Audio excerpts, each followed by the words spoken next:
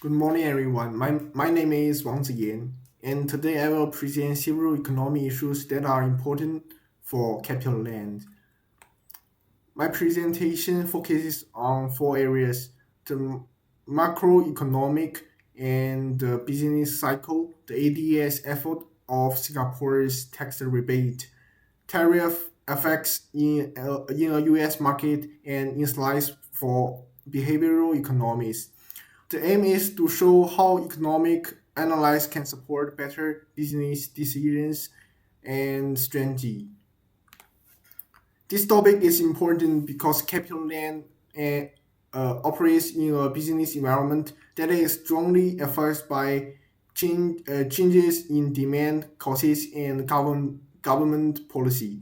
As a real estate and investment business, capital land is influenced by customer spending, business confidence, inflation, construction costs, and policy decisions.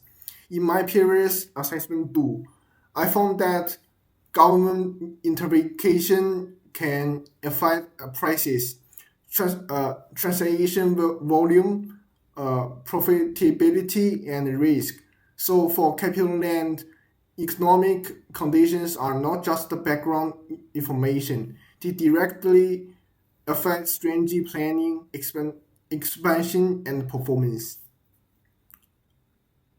First, I will discuss three key macroeconomic indicators: GDP inflation and unemployment. GDP or gross domestic product measures the total output product in the economy. Inflation measures the rate at which the general price level is rising.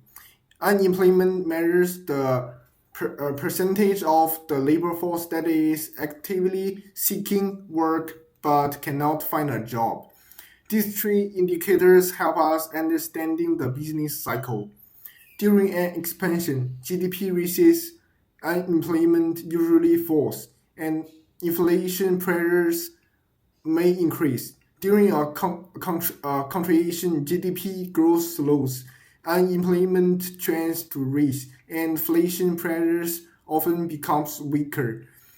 This is important for capital land because business cycle conditions affect property demand, tenant performance, and customer behavior. For example, when the economy is strong, retail spending, hotel demand, and leasing activity are usually stronger.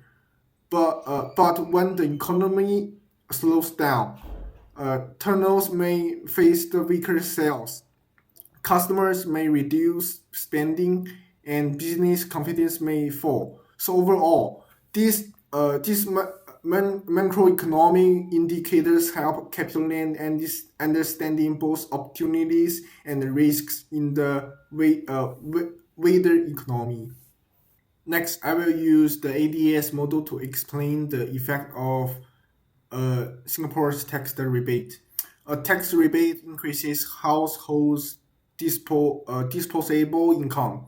When people have more disposable income, they are likely to spend more on goods and service.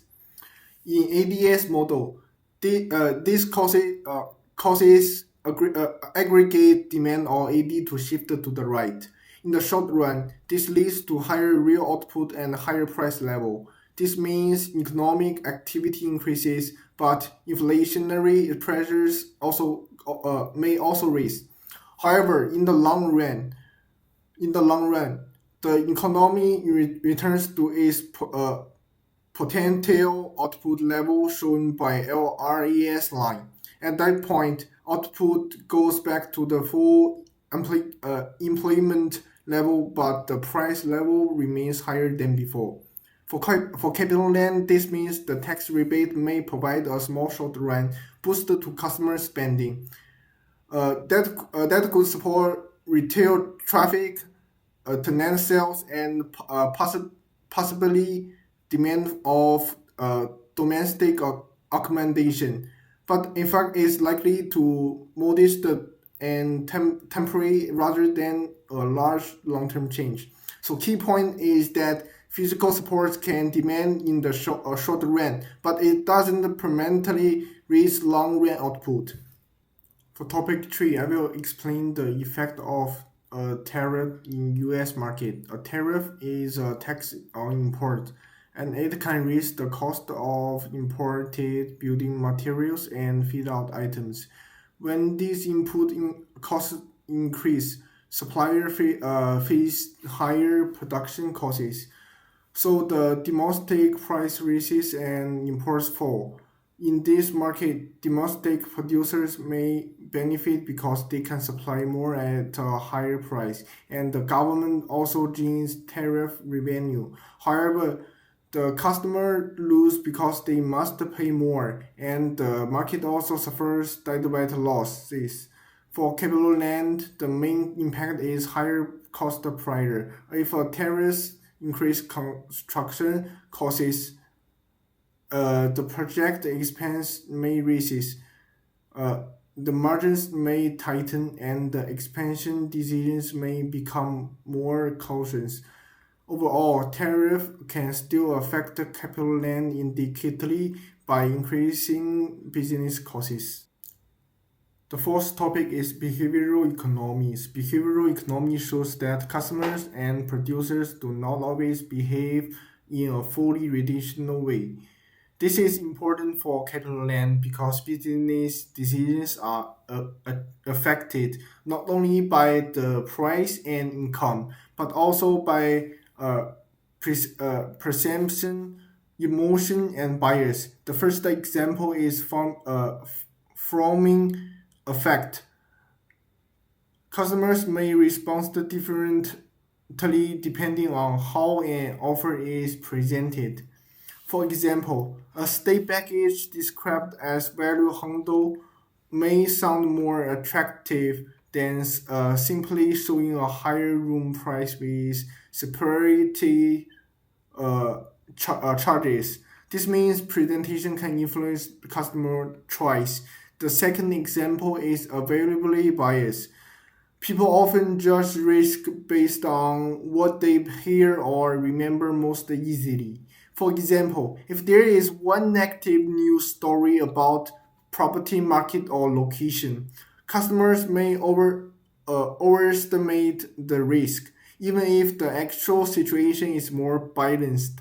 This means trust, branding, and communication are very important. For capital land, behavioral economy can support better pricing, promotion, and customer communication. It helps the company make decisions that match how people actually behave in the real world. Based on these findings, I would like three main recommendations of capital land. First, monitor the business cycle closely by looking at GDP, inflation, and employment together rather than the separately. This gives a better picture of future demand conditions and business risk. Second, respond early to policy and cost changes. Government actions such as tax rebates or tariffs can quickly affect demand costs and investment conditions. So early adjustment is important. Should use smarter pricing and customer communication. Behavioral economies shows that forming trust and presumption can influence customer response. So this should be part of the business strategy.